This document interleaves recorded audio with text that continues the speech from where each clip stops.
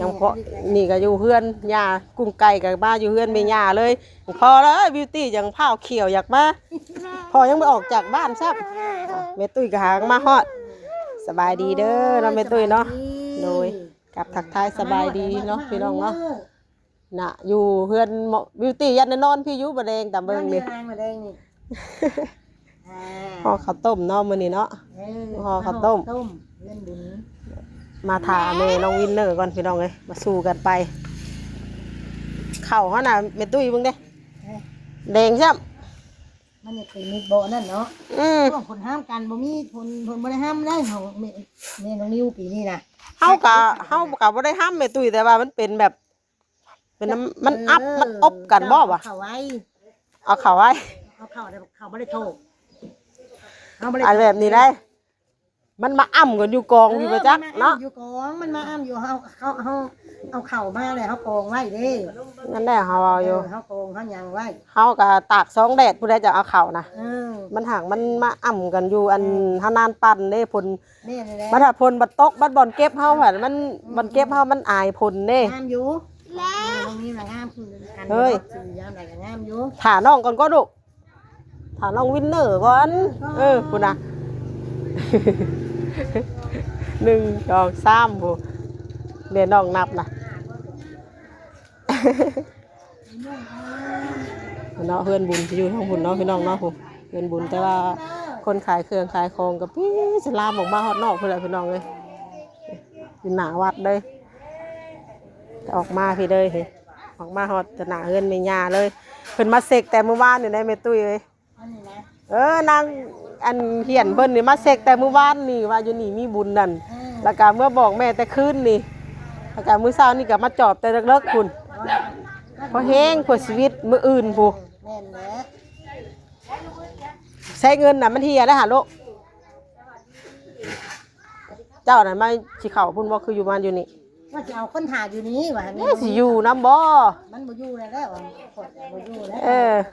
วพามันเจ้าบ่นางมาได้เจ้าพ่อแม่ได้ถ้าวินเนอร์มาอยู่นำแม่ตุ้ยแล้วแม่ตุ้ยถ่ายอยู่นี่เด้อลูกเด้อ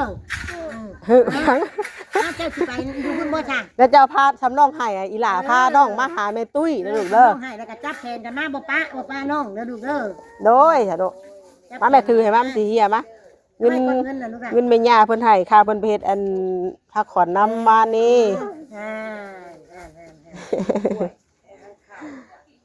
ย่างๆนู่นน่ะเข้าก็แบบหนึ่งได้หลายเทื่อเด้อน้อยเนาะได้ผัดคือจะคือของเรามาได้บ่ว่าเราห่อแล้วก็เอามาติเวลาอยากกินอยากชิมได้บ่เอามาห่อตะกล้วยกล้วยพ่อเพิ่นเอามาเนี่ยมื้อเฮือนนั่นแม่เพิ่นมันยังดิบล่ะไปไหนไปแม่ไปกันย่าไปนี่ไปก่อนเนาะแม่ตุ้ยไปเบิ่งก่อน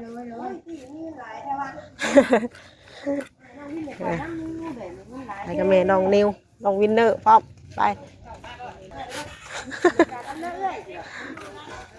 จับแขนน้องแล้วนั่นแหละ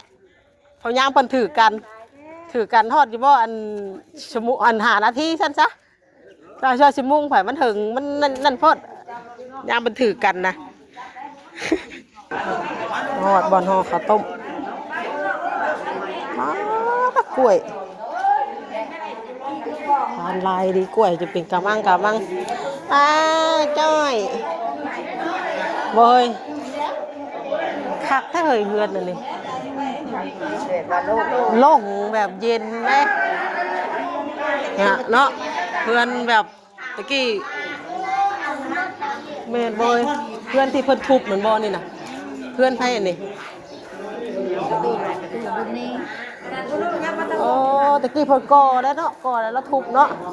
คักก็ดีเลยเอามาให้ว่าก่อบ่ว่าก่อบ่ใส่เนาะก่อแล้วเพิ่นทุบเลยเฮ้ยหลังนี่พวกคักทำนะอยู่ห้องเห็นป้าห้องกวกเข่าเฮ้ยถึกใจเพิ่นพักกันเห็นยังอันนี้พักกันเห็นยังมันเอาอันนั้น กันซ้ำพุ่นเอาเลยกันซ้ำยังเอากระซ้ำมาใส่เลยเอาวิน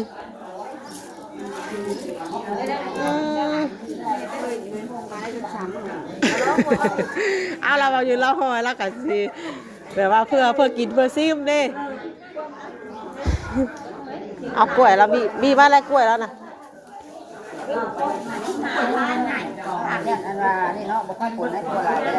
แม่น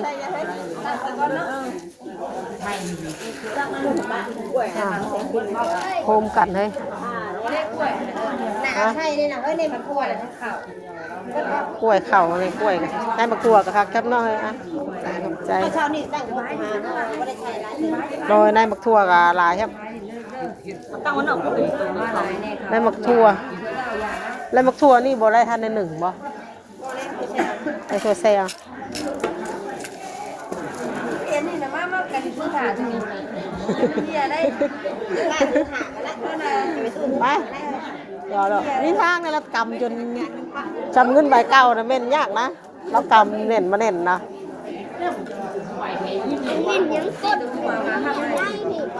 หมอมาแล้วมาแล้ว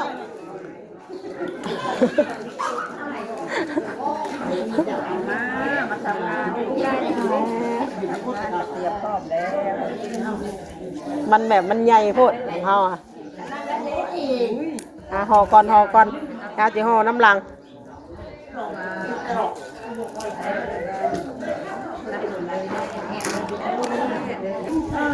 เดี๋ยวเอาไปดูเลยเด้อห่อต้มก่อนเบิ่งดูห่องามบ่เพิ่นว่าชำอยากได้เอาเป็นก่อนเพิ่นว่าจำอยากได้ไอ้หุ่นดีหุ่นน้อยกะห่อเฮ็ดเอาอยากได้มือตีนสวยงามก็เฮ็ดเอาเพิ่นบ่วินเนอร์อ้าวก็คือคนนั่นเลยเฮ้ยให้เพิ่นสิว่าเฮ็ดเอาอ่ะถ้ามาปุ้งปิ้งก็ปุ้งปิ้งอ่ะอันไหนก่อนแดนั่นก่อนแดถ้าได้ถืออายซื้อก็เป็นมัดอายได้ติบ่วินรอมึงก่อนเด้อซะเด้อต้องเฮ็ดที่สวยเอวก็กิ้วเด้อเอวกิ้วจะสวยเอวก็กิ้วตอกกันดีบ่ตุ๊กห่อมันหลายแล้วเป็นยังบ่คนบ่ได้ห่อหลายนั่งห่ออยู่เป็นยังโดยคนกับกล้วยเพิ่นพาหลายใช่เนาะโซ่ก็ซ้ำบ่ได้เอ้ยเลยอยู่พุ่นยันว่าคนหลายว่าอันนี้หมดมีคนเองคนหลายเพิ่นตองแล้วก็ยังหลายพุ่นน่ะห่อแล้ แล้ว วตอกนะดอง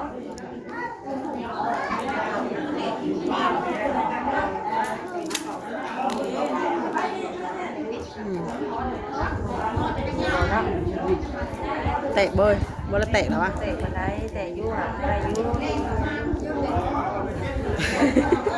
หัวคอยเด้อหัวยังมันได้ลื่นกันห่อแต่ละงานนี่ได้แต่2-3โคม3กะเพราะว่าห่อข้าวต้มนี่เป็นบ่ให้ห่อคู่ก็ลงเลยเนาะ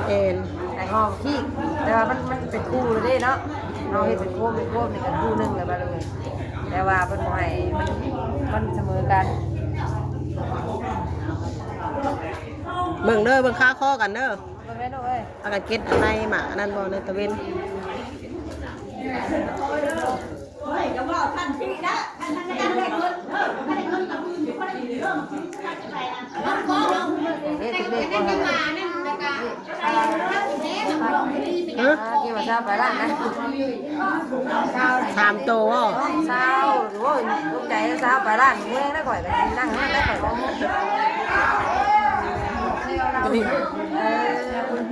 ถ้าเปลี่ยนเวลาห่อข้าวต้มไม่ได้ซ้ำกันได้ไปเมนคือกันป้าคือกันป้ากับขางน้อยขางใหญ่เถื่อกะสูงสั่น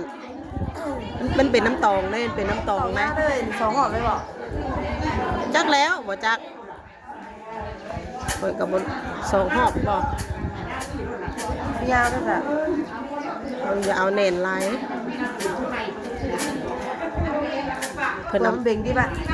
เพื่อมันเบ่งอย่ามันแตก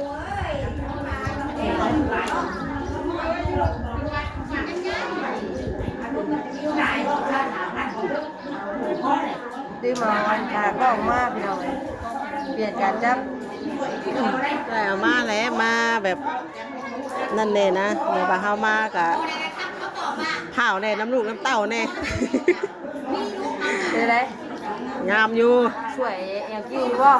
เอาเสมอกันอยู่ เอาลงเลยเนาะได้เริ่มก้มลงแล้ว งามแน่นี่นะ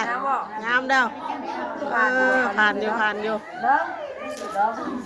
ผ่านอยู่ตั้งใจเลย ตัดสินใจให้แน่งามคือคนอยู่ว่ะสิ ผ่านอยู่บ่เป็นอยู่บ่โอเคจ้ะคันเป็นได้ห้อยนี่แล้ว เอาเฮ้ยคำจีว่ากับโบเป็นก็ต้องห่อยี่นี่ห่อจนเทียนจนมันงามผุนบ่เออ เอลกิ้วเหรอคุณตัดแบบไรเอาเอลกิ้วเด้ เอ้ยเมื่อเนี่ย เอลกิ้วสะโพกต้นเลย ตีฉันบอก มีจับคนมาคนมีจับ เออ กิ้วสะโพก โดยอย่างมาโดดน้องได้สะน้องเลย น้องน้องที่เขาไปดู น้องได้สะ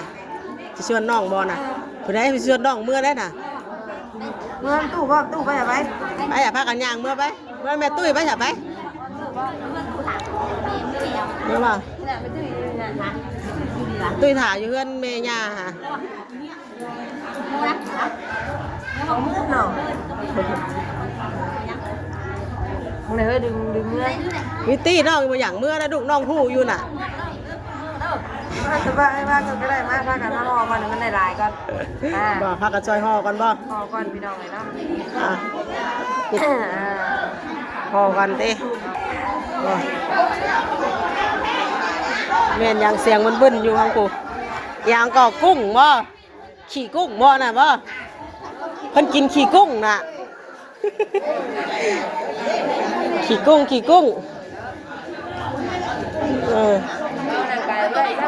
เพื่อไม่ได้กินขี่กุ้งในวันนี้ไม่ได้กินก้อยกุ้งไม่ได้กินก้อยกุ้งนี่นี่แหละมันบรรณาแล้วก็ถึงลายผมเสื้อไปตองก็ไปเบิ่งตองกันบ่นี่บ่ตองก่อนน้องเลยเฮ้ยอย่าสะเลยเด้ออย่าสะอันนั้นเด้อยูตี้เด้ออย่าสะดินนะลูกเด้อ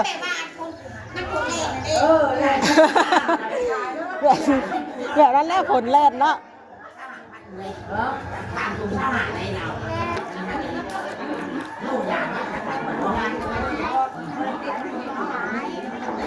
ให้กล้วยแล้วกันเลยครับ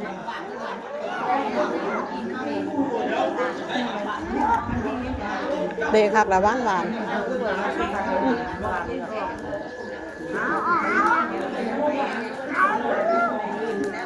ห่อหลายแล้วเฮ้ยมันมีคนมาห่อกล้วยแล้วก็ผ่านหลายใช่ไหมน่ะคือบ่ถาคนมาจากผ่านน่ะน้อยเนาะมันจะห่อบ่เบิดเดี๋ยวมันสิเละมันสิได้เอาไว้ไม่จะดูนะเอาละ ยาแล้วงามอยู่มันเสมอกันอยู่ ตัวน้อยตัวใหญ่ไม่น้อยที่ อ้าวชัดแล้วไปสิซ้ำกันแท้มียังลูก เอาเลยมันจะไม่ใช่ อ้าวก้อยกุ้ง ต้อง ก้อยกุ้งเราซื้อกินอยู่กินอยู่ดิ เดี๋ยวอ่ะ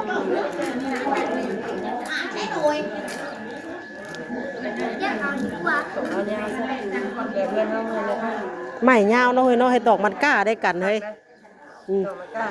ดอกมันก้าฟ้ากันจ้างไปมาตกมันก้าเนี่ยก็เลยแบบมาเห็นงานนี่ก็ไปก็เราอันเดียวไปเตรียมไว้ถามเลยนะก็เตรียมไว้แล้วมันจะคิดว่ามีงานว่ะขักซ้ำไหมดิวตีเมื่อไหร่ญาติกันก็ผู้ผ่านอันนี้แล้วอยากแพงไม่ให้แม่ให้ตอกมัดก้าโอ้ยตอก2 เซนญาติกันไว้ให้แม่มัดก้าเมื่อไปก็เปิดไป เมื่อก็เปื่อยเลยบ่มีรถมาดอกเขาเจ้าตันทางมาเลยบ่มีมาดอกแม่ตุ้ยอย่าดึงน้องลูกนี่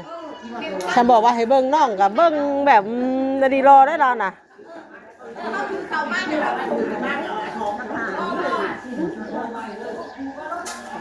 หยิบขันเบ่งกันหยิบทางนั้น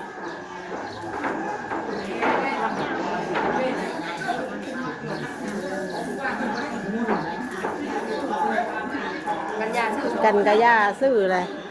ไม่ได้ซื้อหลายงวดเลย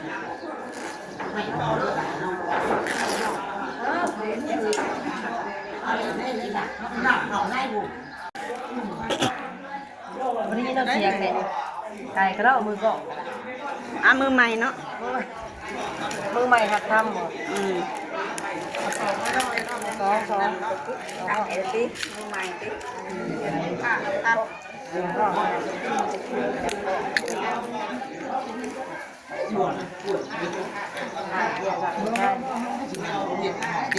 ยักไปอีกหัว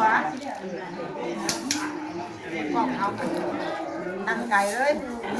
เก็บภาพบรรยากาศเราออกมา มันตัดเลยได้เดินทาง แค่ไหนก็ได้เดียวบอก ตอนแบบว่างามกับงองามเนาะนี่กระดกมันจากเราจะนี่กระดกเดี๋ยวนี้ได้กันเอากันไม่ได้เอาได้อันยาว ก็เอาไปหน่อยเนี่ยเราให้สั่งได้ แล้วเราเห็นโมแบบอันนั้นเนาะ เราต้องเอาตองชั้นเอาเป็น เอาบันโมนอนน้อยเอาบันโมเบ็ดอันนี้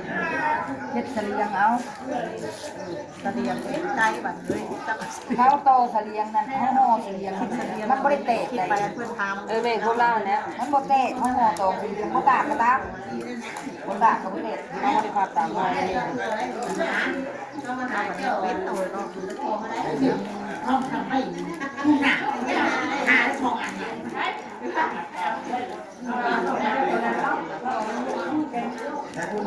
น้อยน้อยดีเด้เขา เอาไปจะกินไหนวะ กินลายกับหมูตุ้ยเด้ เอาไปจะกินลายที่แต่บางแง่พอดี ไม่ได้ใส่ในตัวได้เหรอ เพื่อนฉันเนี่ยเลยใช้กล้วยสองอัน ขยายเสียบกล้วยมาได้จัง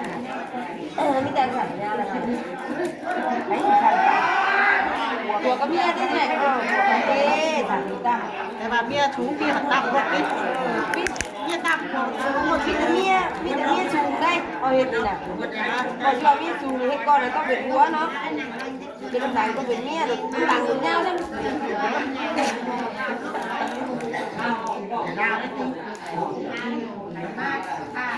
สั่งอะไรมันแบบมันเป็นกล้วยนี่ทานกล้วยนี่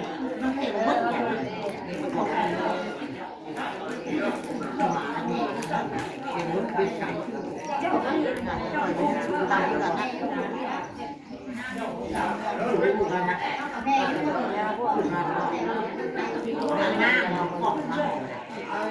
ครับอันนี้เขาเอาไม้มาใส่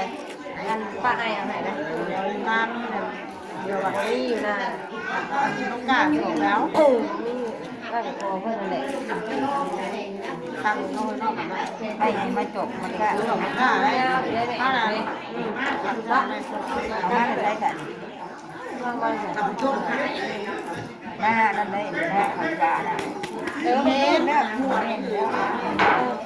มาที่ไหนเขาหนาเล่นเขาหนาเห็นมันไม่ได้ใหญ่หรอกเดว่ามัน เล่าสบาย เล่าสบายเลย มันคักได้มันยาว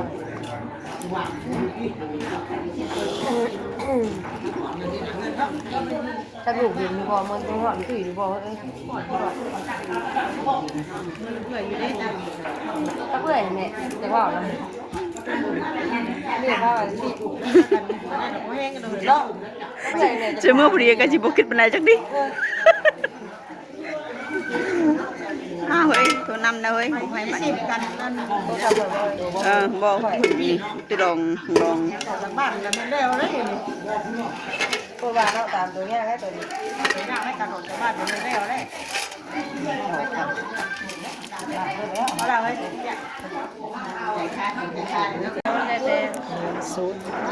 สูตรห่อแบบเขาแบบนั้นแบบข้าวต้มใหญ่เนาะสูตรนี้เนาะ เอ้ยต้มใหญ่กับต้มน้อยกับแบบนี้ อันแรกว่าสูตรแบบห่อข้าวต้มใหญ่นี่เบิ่งลองเลยคักก็ดีเลย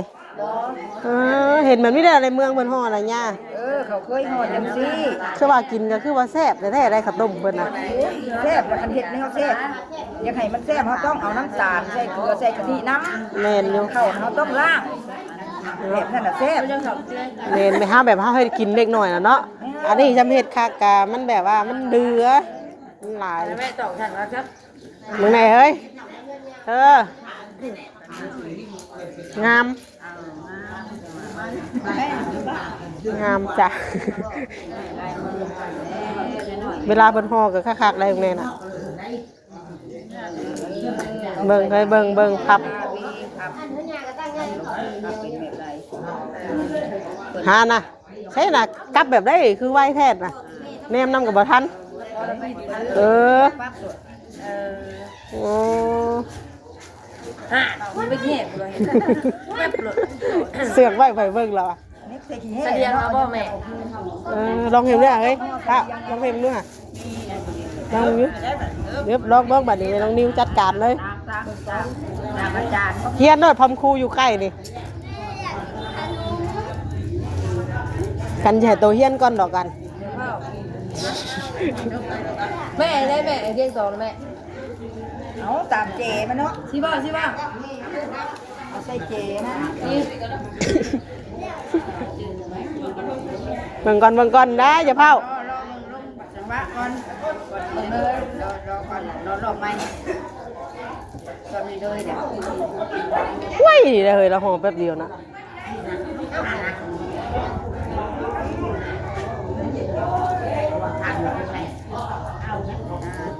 ว่าขั้นบกปีนให้หาโตมันได้ที่เลยในนู้นจะไม่โต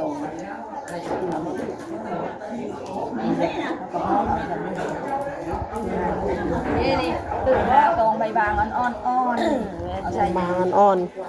พ่อจริง เฮ้ย สิพาได้แม่ ๆนี่ว่าเอาเป็นนั่นแหละบ่เอาง่ายจังสั้นมาแบบนี้คันซ้ำนี่ก็ยังได้อยู่ซ้ำนี่ก็ยังได้นี่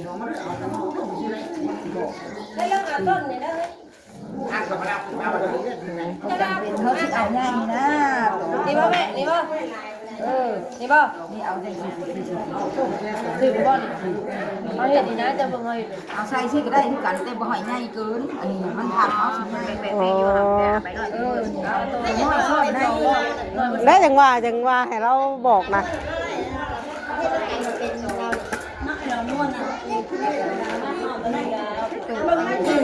ตัวนี้มันไม่ได้ตัวนะ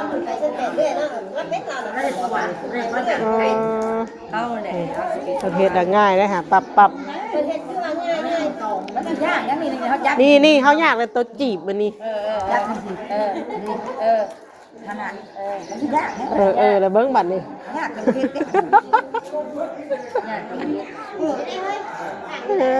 บ่คุณแม่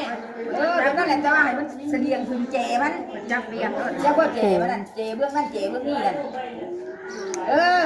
สิบ่ นี่นั่นแหละเอาเข่าไส้บาท มันบัดนี้เอาข้าวเจเข่านี่ก็ครบเขาสิเอาไส้เข่าน่ะเอาแล้วต้องใส่ลาย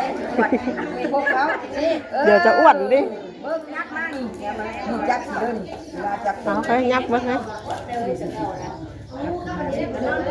มันบอกมึงกับเอียนใช่ มีครูเฮานี่ พัดเขารถตัวนี้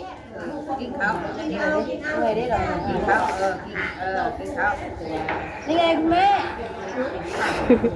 ครับแต่ยักษ์จังซี่เห็นแบบนั้นมันบอกคณะ จับเขามา ยัก ตั ษ์ วเอง มันบอกเชิงกับยานี่มันสิยาไปมันกับยามันนี่เราต้องทับจังซี่นี่ เข้ากับมาหาเฮาเลยตัวเงี้ยงข้างมันเข้าหาตัวตัวพับเข้าหาตัวพวกกินของเพื่อยิ่งยักษ์ได้ก็ได้คะแนนมันได้ได้ไหมตัวไปเอาตัวกีบบัดนี้ตัวเอาตัวกีบจับกีบบัดนี้จับกีบบัดนี้ ทำตัวนี้ไว้ก่อนเราบอก ครับอันนี้ไว้ก่อน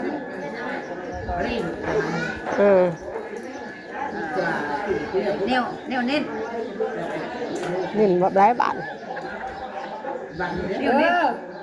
นี่บอกเอาเขา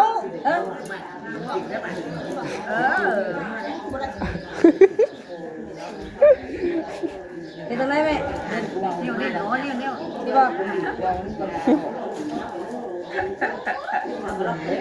นี่ไงคุณแม่ ต้องข้อมือ แล้วนี่ต้องดึงด้วยว่ะ นี่มือเขาจับแต่ไม่ได้อื่น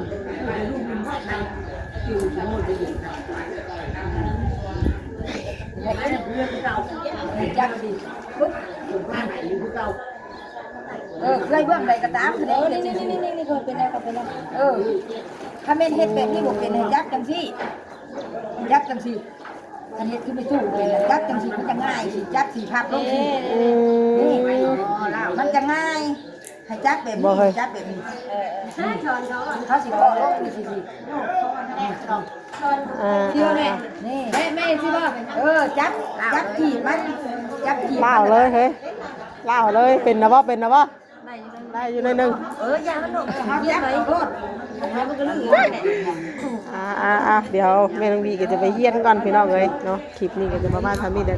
เนาะพี่น้องเนาะแม่น้องบีอาจจะจบคลิปไปทำนี้ก่อนเนาะพี่น้องเดี๋ยวพอๆกันในคลิปต่อไปคลิปนี้ก็ไปแล้วพี่น้องเลยเดี๋ยวไปห่อข้าวต้มก่อนพี่น้องเลยไปเฮียนน้ำแม่น้องนิวกันไปแล้วเนาะสบายดีทุกคน